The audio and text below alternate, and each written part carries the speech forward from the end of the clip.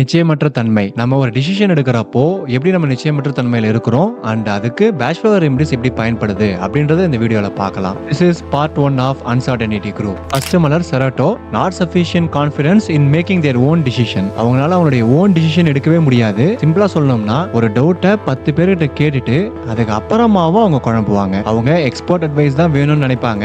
Expert advice கிடைச்சாலும் கூட ஒரு குழப்பத்துல இது செய்யட்டுமான்னு சொல்லி கேட்டுட்டே இருப்பாங்க. இவங்களுக்கு லேக் ஆஃப் செல்ஃப் ஐடென்டிட்டி இருக்கும். இவங்களையும் இவங்க பிலீவ் பண்ணிக்க மாட்டாங்க.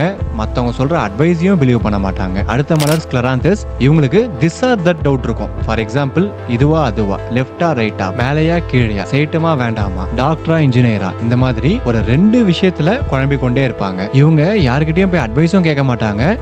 அவங்க மனசுக்குள்ளவே குழம்பிக்கிட்டு, அதுவும் மெயினா அந்த 2 விஷயத்துல குழம்பிக்கிட்டே இருப்பாங்க. இவங்க கிட்ட இருக்கக்கூடிய பெரிய ப்ராப்ளமே இவங்களுடைய டவுட்டை ஒருத்தவங்க கிட்ட கூட கேட்க மாட்டாங்க. அடுத்த மலர் ஜென்ஷன். இவங்க ரொம்ப நல்லா ஒரு விஷயத்த பண்ணிக்கிட்டே இருப்பாங்க. சூப்பரா போயிட்டு இருக்கும். திடீர்னு ஒரு பிரச்சனை வரும். அப்ப டவுன்ஃபால் ஆனாங்கன்னா திருப்பி மேல எழவே முடியாது. அந்த மாதிரியான மனநிலைக்கு வந்துருவாங்க. ஒரு கம்ப்ளீட் நோன் டிப்ரெஷனுக்குள்ள போயிருவாங்க. சின்னதா ஒரு ப்ராப்ளம் வந்தாலும் கூட உடனே அதுல இருந்து டிஸ்கரேஜ் ஆயிருவாங்க. அவ்வளவுதான் உடுப்பா, இதுக்கு மேல நம்மளால முடியாது அப்படின்னு சொல்லி கம்ப்ளீட்டா வித்ரா பண்ணுவாங்க.